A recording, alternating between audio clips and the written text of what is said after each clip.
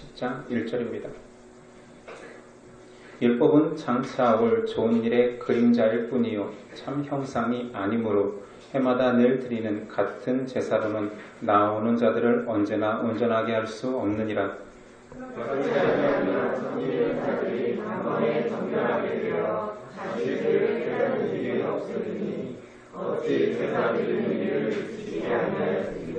그러나 이 제사들에는 해마다 죄를 기억하게 하는 것이 있나니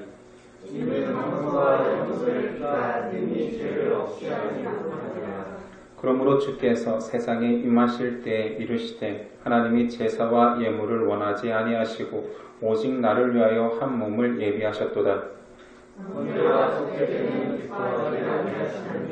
이에 내가 말하기를 하나님이여 보시옵소서 두루마리 책에 나를 가리켜 기록된 것과 같이 하나님의 뜻을 행하러 왔나이다 하셨느니라.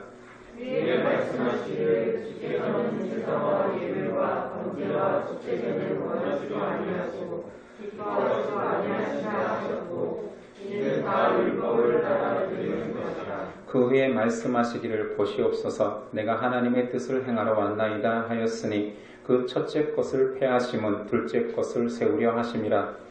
이 뜻을 따라 예수 그리스도의 몸을 단번에 들이심으로 말미암아 우리가 거룩함을 얻었노라. 제사장마다 매일 서서 섬기며 자주 같은 제사를 드리되 이 제사는 언제나 죄를 없게 하지 못하거니와 오직 그리스도는 죄를 위하여 하는 영원한 제사를 드리시고 하나님 우편에 앉으사 그 후에 자기 원수들을 자기 발등상이 되게 하실 때까지 기다리시나니 그가 거룩하게 된 자들을 한 번의 제사로 영원히 운전하게 하셨느니라. 또한 성령이 우리에게 증언하시되 주께서 이르시되 그날의 법은 그들과 내 영혼을 이루어지라 하시고 내 법을 그들의 마음에 두고 그들의 생각에 기록하리라 하시니에 또 그들의 죄와 그들의 불법을 내가 다시 기억하지 아니하리라 하셨으니 이것들을 사하셨은즉 다시 죄를 위하여 제사 드릴 것이 없느니라.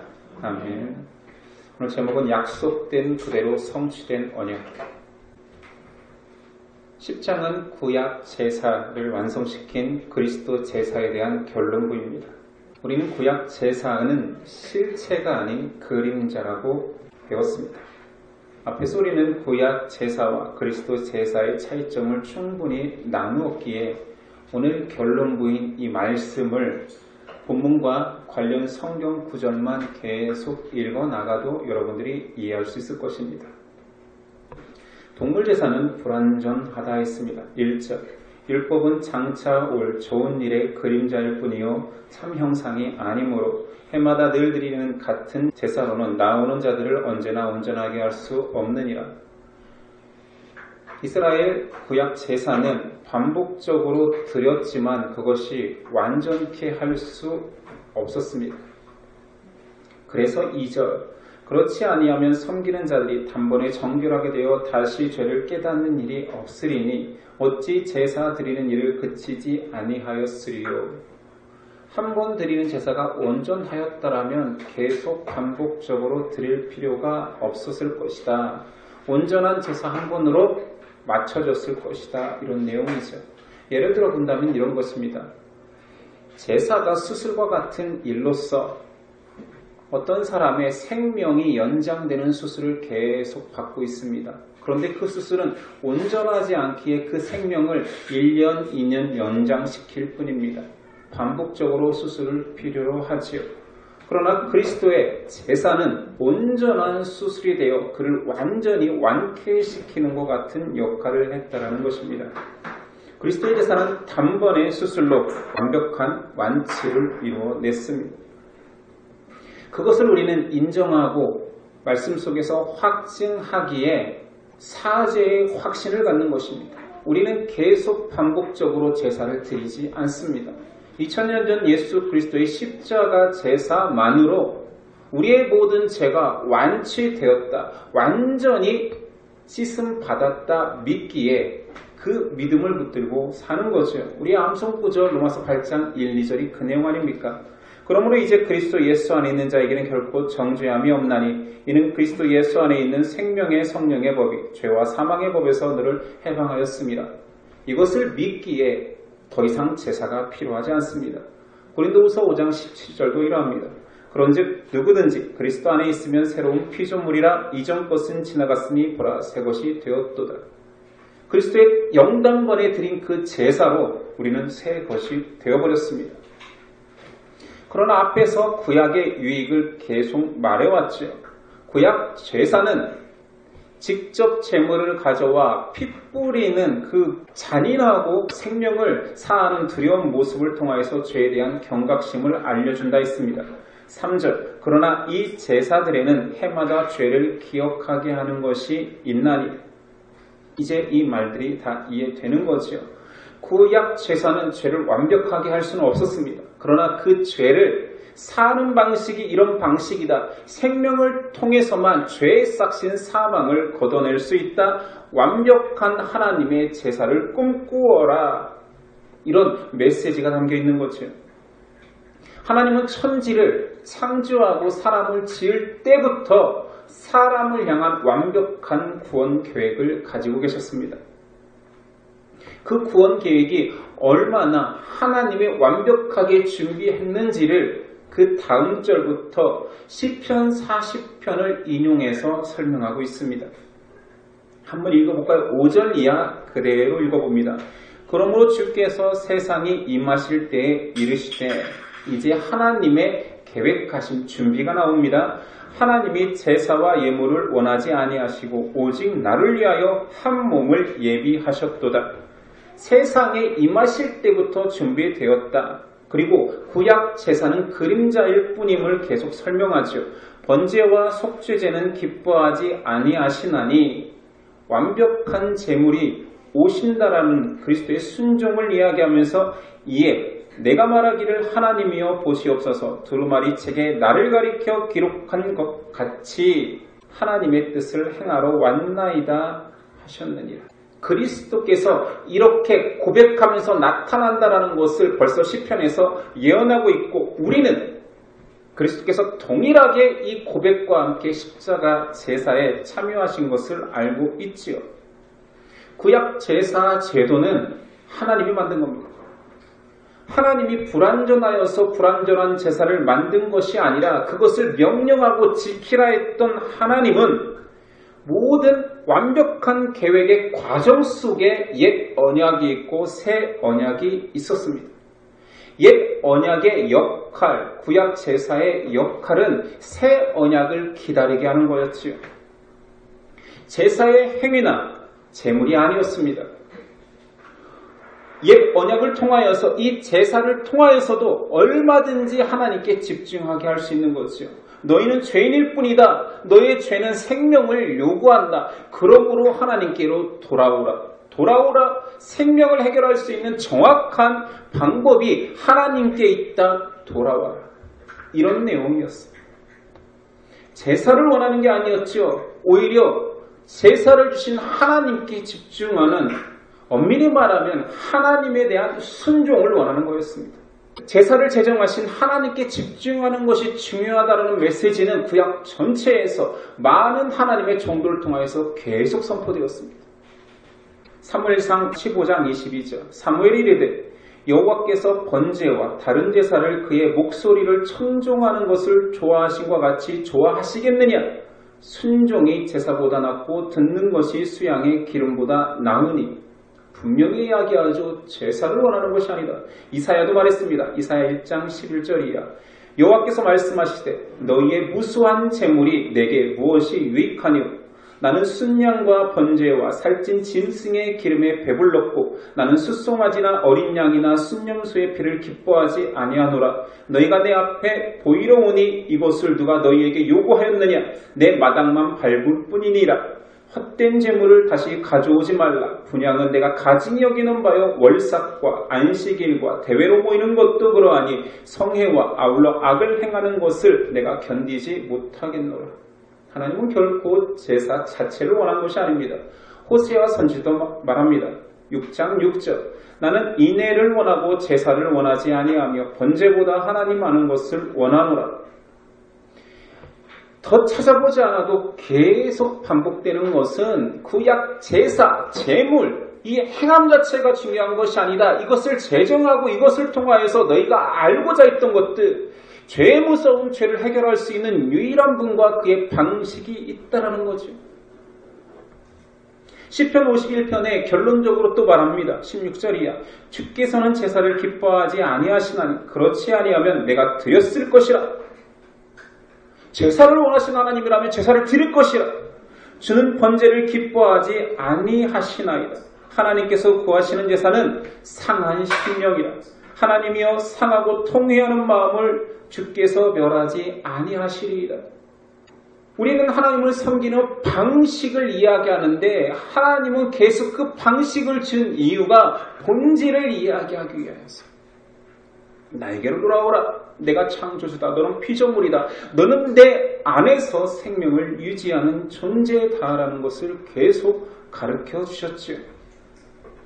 하나님은 완벽한 말씀과 그 말씀의 지향점, 하나님의 구원 계획을 다 이야기했으나 사람들은 듣지 않는 거예요. 그러면서 왜 하나님 우리를 외면하십니까? 하나님 손이 짧으십니까? 하나님은 보이지 않으십니까? 하나님의 발은 느리십니까? 왜 우리의 고통이 끝나지 않습니까? 라고 계속 항변합니다. 그러면서 계속 제사를 드리고 있는 거죠. 오늘 제사를 드리는데 왜 우리는 내일 멸망합니까? 라고 또 항변합니다.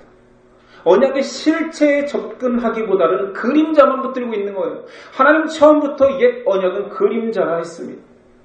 본질과 실체가 계속 부인되기에 완벽한 실체 대신 그리스도 하나님의 아들이 오지 않을 수 없는 거예요. 그림자로는 그의 메시지를 알아들을 수 없기에 그리스도는 오셔야만 했습니다. 불순종하는 사람들은 계속 과연 사람이 절대자의 뜻, 절대자의 약속을 붙들 수 있겠습니까? 과연 순종할 수 있겠습니까? 물을 때마다 하나님은 할 수 있다, 할 수 있다. 그게 가하겠습니까? 할 수 있다. 하는 사람을 보여주겠다. 실체이신 그리스도가 오셔야만 했습니다. 그는 온전히 하나님의 말씀에 순종하여 하나님의 백성이 되는 방식을 보여주셨습니다. 그 성취를 8절 이하에서 말하는 것입니다. 위에 말씀하시기를 주께서는 제사와 예물과 번제와 속죄제는 원하지도 아니하고 기뻐하지도 아니하신다 하셨고 이는 다 율법을 따라 드리는 것이라. 그 후에 말씀하시기를 보시옵소서 내가 하나님의 뜻을 행하러 왔나이다 하셨으니 그 첫째 것을 폐하시면 둘째 것을 세우려 하심이라. 안 된다, 안 된다. 우리가 과연 이것으로 하나님께 도달할 수 있습니까? 순종함으로 하나님께 나아갈 수 있습니까? 안 되지 않습니까? 할 때 한 사람이 오셔서 내가 하나님의 뜻을 행하러 왔노라. 그리스도께서 십자가로 옛 언약을 폐하시고 새 언약을 시작하심으로 모든 약속은 성취되었습니다.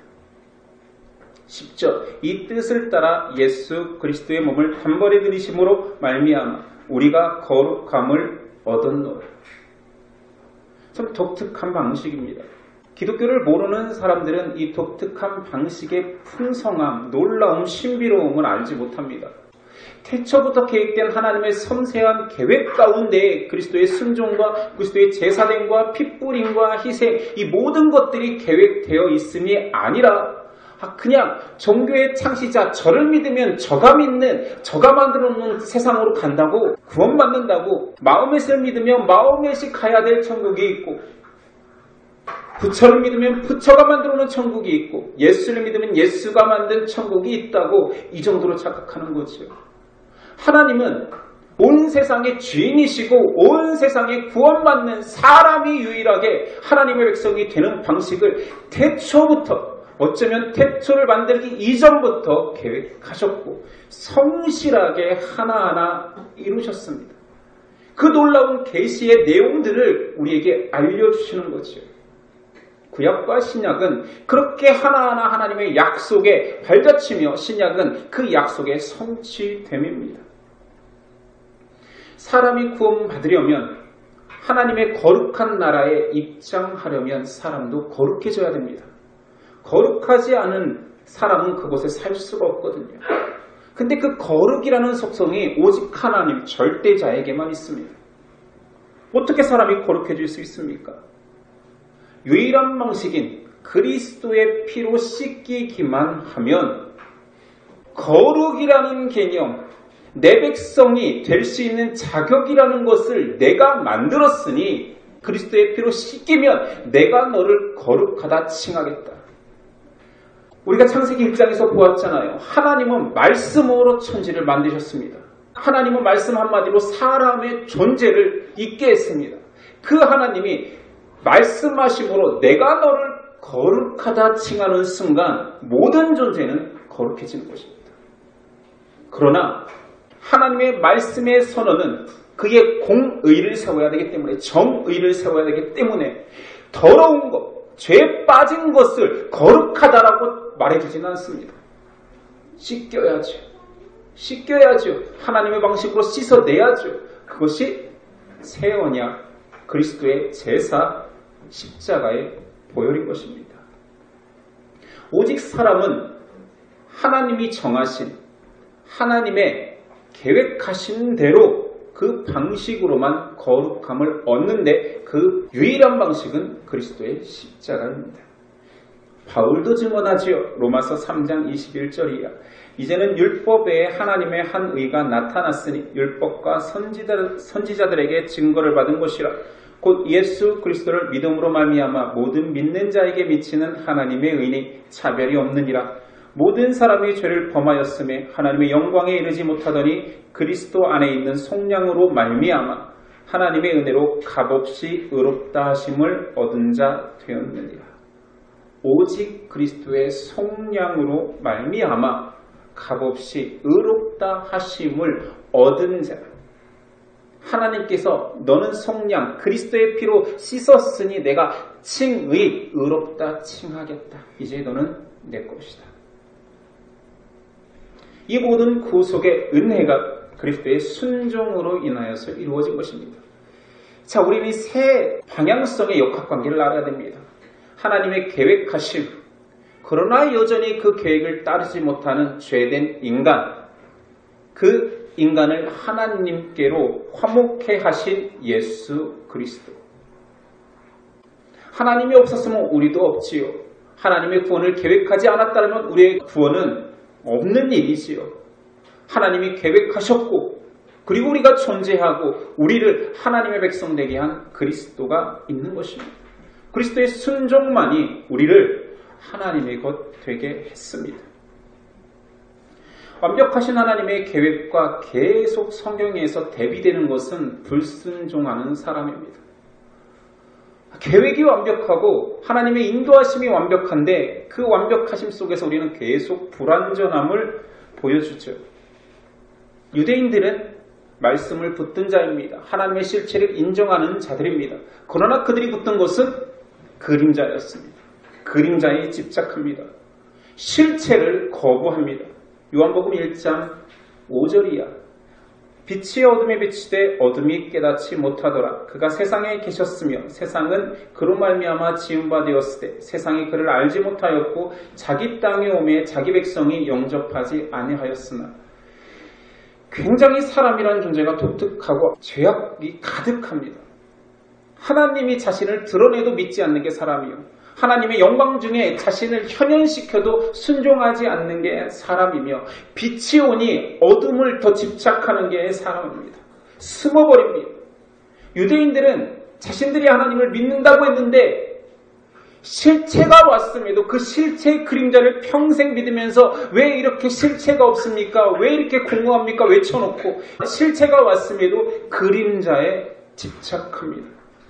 하나님이 지금 이 자리에 임해도 공포심에 두려워 떨기는 하겠지요. 그러나 안 믿을 사람은 안 믿습니다. 자, 제가 이건 가정입니다. 제가 항상 궁금했던 게 이거예요. 예수님이 다시 온다고 했는데 다시 올 때 처음 올 때에는 모르는 사람들이 너무 많았죠. 인류의 절대 다수가 아기 예수를 영접하지 않았지요. 소수의 목자들만 영접하고 심지어 예수를 낳은 부모조차도 메시아인지 몰랐습니다. 그냥 몰랐습니다. 근데 예수님 말씀하시죠. 다시 오실 때에는 온 천하 모든 백성뿐만 아니라 과거의 사람까지들도 전부 다 그리스도의 재림 앞에 그리스도의 주되심을 고백하게 됩니다. 잘 생각해 보십시오. 자, 주되심을 인정할 수밖에 없는 거예요. 그럼 다 믿어야 되는 거 아니에요? 모든 사람이 하늘에서 구름 타고 임하시는 천군 천사와 함께 임하시는 그리스도를 본다라면 그 순간 회개해야 되는 거 아니에요? 죽은 자가 일어나서 회개해야 되는 거 아니에요? 지금 감옥에 있는 자가 착고가 풀리고 임재하시는 그리스도를 보면 다 회개해야 될 것 같잖아요. 다 인정하고 끝내야 될 것 같잖아요. 그래서 모두 다 구원받아서 전 인류는 천국에 들어가야 될 것 같잖아요. 근데 그 시점부터 심판이 시작됩니다. 그리스도를 인정하지 않고 그의 새 언약을 붙들지 않은 자들이 지옥으로 떨어집니다. 그 순간부터. 놀랍지 않나요? 영광 중에 임하실 그날에도 인정되지 않는 사람들은 인정되지 않습니다. 너무 다급하고 너무 시간이 없어서 믿을 시간이 없어서 안 믿을 것 같습니까? 잠깐만요. 저에게는 5분만 주시면 영접 기도를 할게요. 요한복음 3장 16절 암송한 이후에 주라 고백하겠습니다. 이런 시간이 있으면 될까요? 불가합니다. 요한계시록을 보십시오. 그리스도께서 현현하여도 영광 중에 임하셔도 부인하는 자들은 저주할 뿐입니다. 이 연약하고 죄된 모습이 인간입니다. 안 보이면 없어서 못 믿는다고 하고 보여지면 내 구미에 맞지 않다라고 안 믿습니다. 유대인들은 그림자에 집착하여서 그림자 종교를 붙들어 빛으로 오신 그리스도를 거부했습니다. 유대인뿐만 아니라 모든 사람이 그렇습니다. 히브리서에서 긴 시간, 긴 지면을 할애하였던 그 구약 제사와 그리스도 제사에 대한 내용을 오늘 완결합니다. 구약 제사는 반복되지만 죄를 완전히 없애주지 못합니다. 제사 드리는 사람도 여전히 죄인입니다. 11절 제사장마다 매일 서서 섬기며 자주 같은 제사를 드리되 이 제사는 언제나 죄를 없게 하지 못하거니와 새 언약이신 예수 그리스도의 제사만이 죄와 죄의 삭신 사망 권세를 이깁니다. 죄악에 빠진 사람은 구원받기 위해 그 완벽한 제사를 인정하는 방법밖에, 그 제사에 나를 맡기는 방법밖에, 그 제사의 결론으로 내가 씻김받는 방법밖에 없습니다. 그것만이 이 땅에 존재하는 유일한 제사이기 때문입니다. 12절이에요. 오직 그리스도는 죄를 위하여 한 영원한 제사를 드리시고 하나님 우편에 앉으사 그 후에 자기 원수들을 자기 발등상이 되게 하실 때까지 기다리시나니 그가 거룩하게 된 자들을 한 번의 제사로 영원히 온전하게 하셨느니라. 그리스도께서는 2000년 전에 한 번, 영당 번의 제사로 구원받을 모든 사람들을 구원해 냈습니다. 그리고 그분은 지금 하늘 보좌에 하나님 우편에 앉으셔서 때를 기다립니다. 믿는 자들의 추수할 때를 기다립니다. 그리고 죄의 죄인인 원수가 그의 발등상 발판이 되는 시기까지 기다리시고 계실 뿐입니다. 우리도 그 기다리는 시간 속에서 그리스도를 예배하며 기다리며 살고 있지요. 우리의 전쟁은 끝났습니다. 이 결론은 내려진 것입니다. 그리스도의 제사에 참여한 모든 사람들은 하나님의 백성이 되어버렸습니다. 마지막 날 구원이 확증될 뿐이지 심판은 벌써 끝났습니다. 그리스도는 영원한 제사를 드리시고 하나님의 우편에 앉아 계시고 완전히 죄악이 굴복될 때를 기다리며 그 온전한 제사는 진행형이라기보다는 우리에게는 완성형이 되었습니다. 옛 언약은 끝났고 새 언약은 시작된 것이 아니라 완결되었습니다. 하나님의 완벽한 계획과 약속은 성취되었습니다. 하나님의 약속이 다시 우리와의 관계 속에서 한번 돌아봅시다. 하나님은 절대자입니다. 하나님은 창조주입니다. 하나님은 자신의 피조물과 약속을 하십니다. 이게 가능합니까? 정말 상식이 있다면 여기서부터 의문을 가져야 돼요. 하나님이 뭐가 아쉬워서 자기의 피조물과 약속이라는 걸 한단 말인가? 그리스 로마 신화처럼 인간을 부리기만 해야죠. 인간을 가지고 놀아야죠. 자기 것인데. 근데 하나님은 약속을 하셨습니다. 우리를 인정하신 거죠. 약속이라는 언약 가운데서. 그런데 그 사람은 그 약속을 지킬 수가 없습니다. 왜냐하면 죄성 때문에. 하나님은 신실하게 그 약속을 제정하셨는데 하나님이 변개한 게 아니라 하나님의 약속을 깨뜨린 것이 아니라 하나님은 약속을 여전히 붙들고 있는데 사람은 죄성 때문에 그 약속을 저버립니다. 망각합니다. 이런 사람을 아셨기에 하나님은 자신의 구원 계획을 점층적으로 만들어 가셨습니다. 많이 질문하는 것들이 왜 옛 언약과 새 언약이라는 단계를 만들었습니까? 그냥 처음부터 예수 그리스도께서 나타나시고 전 인류를 그리스도의 제사 가운데로 끝내버리시지 왜 이래야 했습니까에 대한 신학적 답변은 우리 때문입니다. 우리의 죄성 때문입니다. 우리의 죄는 폭로당해야 됩니다. 우리가 얼마나 하나님의 자리를 앉고 싶어 하는지 우리에게 완벽한 자유의지가 지워지면 하나님을 택하기보다 내가 하나님의 자리를 앉고 싶어 하는 죄인이라는 것을. 하나님은 우리를 완전히 자기의 기계처럼 자기가 쓰기 편한 물건처럼 만든 것이 아니라 완벽한 자신의 형상대로 만들었기에 자유를 주었습니다. 그런데 그 자유로 사람은 끊임없이 자기가 신이 되려 하고 자기의 욕심을 만족시키려 하는 죄를 택한다는 거지요. 옛 언약을 통하여서 네가 어떤 자인지 실체를 보아라. 너와 나의 분기점이 무엇인지 알겠느냐? 나는 원래 거룩했지만 너는 거룩할 수 있는 길을 줬을 때 죄악을 택하는 죄인이다. 그러나 그대로 놔두면 모두 다 멸망이지만 내가 너를 다시 거룩할 수 있는 길로 새 언약으로 인도하겠다. 그래서 옛 언약과 새 언약이라는 점층적 구원 계획을 가지고 계신 것입니다. 만약에 이런 점층적 새 언약과 옛 언약이라는 계시가 없었다면 우리는 지금도 계속 착각할 거예요. 우리 안에 구원의 가능성이 있다라고. 우리도 신이 될 수 있을 거라고. 내 인생은 내 거라고. 창조주가 어딨냐고. 과학에 의해서 우리는 세포가 분화해서 나라는 존재가 우주적 기운을 받아서 만들어졌다고 착각할 것입니다. 하나님은 정확히 자유를 주시고 그 자유를 통해서 죄를 택할 인간을 구원할 완벽한 구원 계획을 만드셨습니다. 그리고 그리스도는 완성시키셨습니다. 이 내용을 가장 잘 요약한 내용이 있으니 예레미야 31장 31절 이하입니다. 여호와의 말씀이니라. 보라, 날이 이르리니 내가 이스라엘 집과 유다 집에 새 언약을 맺으리라. 이 언약은 내가 그들의 조상들의 손을 잡고 애굽 땅에서 인도하여 내던 날에 맺은 것과 같이 아니할 것은 내가 그들의 남편이 되었어도 그들이 내 언약, 옛 언약이겠죠, 을 깨뜨렸습니다.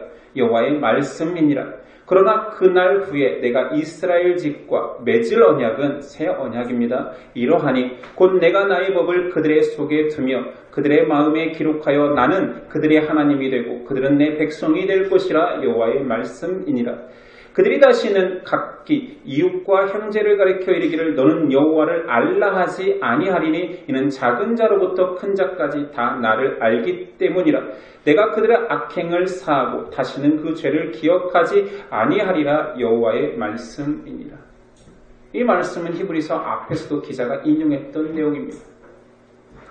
우리는 옛 언약 속에서 내가 어떤 존재인지를 발견하고 새 언약 속에서 나의 완벽한 하나님의 구원 계획을 발견하는 것입니다.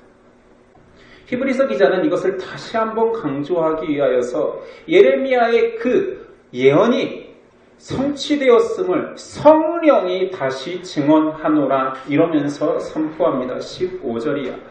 또한 성령이 우리에게 증언하시되 주께서 이르시되 그날 후로는 그들과 맺을 언약이 이것이라 하시고 내 법을 그들의 마음에 두고 그들의 생각에 기록하리라 하신 후에 또 그들의 죄와 그들의 불법을 내가 다시 기억하지 아니하리라 하셨으니 이것들을 사하셨은즉 다시 죄를 위하여 제사 드릴 것이 없느니라 성령이 선포하셨다 이렇게 증언합니다. 여러분은 하나님의 것입니까? 아니면 우주의 기운이 만든 생물입니까? 여러분 지금도 진화되고 있습니까? 아이들을 키우다 보면 아이들이 진화된다는 느낌이 들 때가 있어요. 진화론이 믿어져요.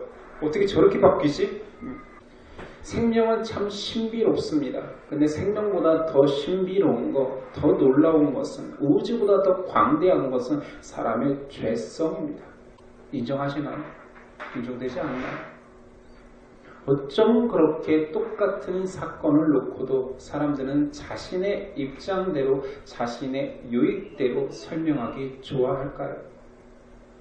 단순히 입장뿐만이 아니겠지요. 이익을 위해서는 사람을 죽이기도 합니다. 내가 안락하기 위해서 우주와 같은 가치를 지닌 한 사람을 죽이기도 합니다. 나의 만족을 위해서는 얼마든지 사람을 흙보다 더 하찮게 밟을 수 있는 존재가 사람 아닙니까? 사람이 가치 있게 산다 하여 위인이 될 수도 있지요. 그러나 저는 그런 생각을 합니다. 그가 그의 속을 드러내지 않으니 위인이지. 우리가 만약 그의 속 하나만 끄집어 낸다라면 과연 위인을 우리가 위인처럼 존경할 수 있을까? 모르니까 위인이지요. 아닌가요?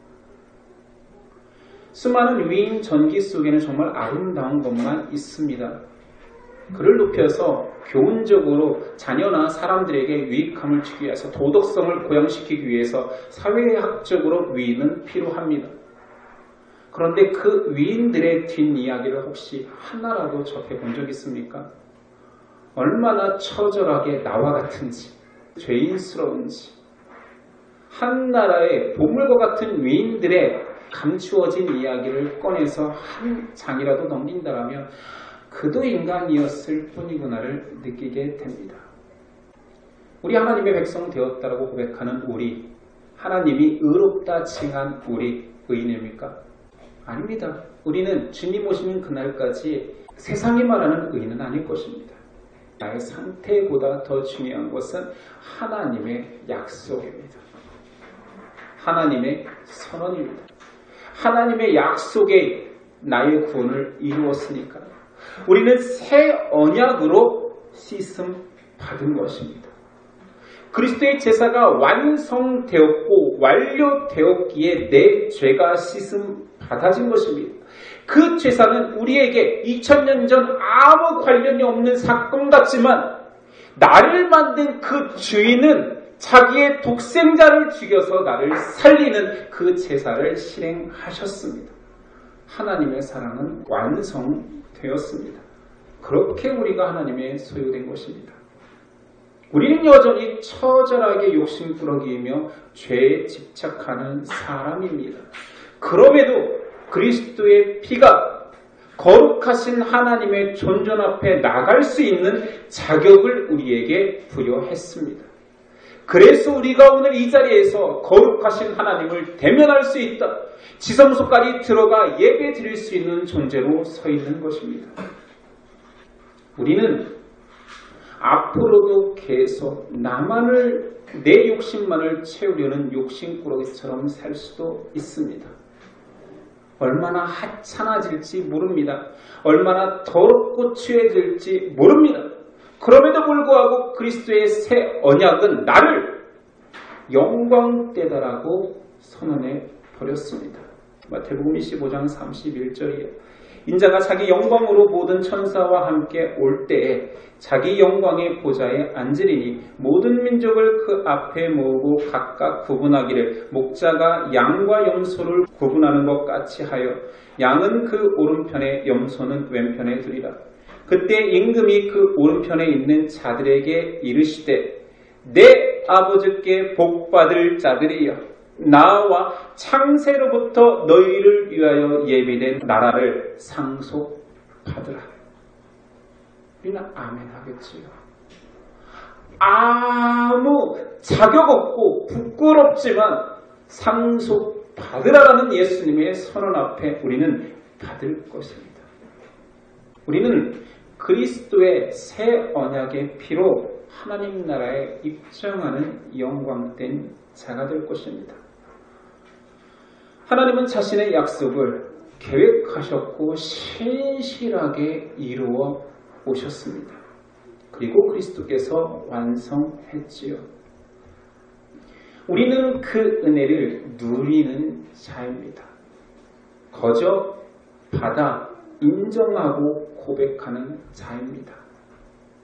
칭의 받아 의인이라 칭함 받았습니다. 이리 살아 되겠습니까? 거저 받았고 거저 영광을 누릴 자야 맞습니다. 우리가 뭔가를 드린다 한들 뭔가를 열심히 내어 산다 한들 하나님의 영광에 한 터럭도 더하거나 뺄 수 없을 것입니다. 그러나 성경은 히브리서는 칭의 받은 자여 성화 하나님의 그 계획의 신실성을 닮아가지 않으려 그리스도의 그 사랑의 희생을 닮아가지 않으려 거룩함으로 한번 걸어보지 않으려고 맞춰집니다. 어찌 사십니까? 어찌 살고 싶습니까? 꿈꾸는 것은 있습니까?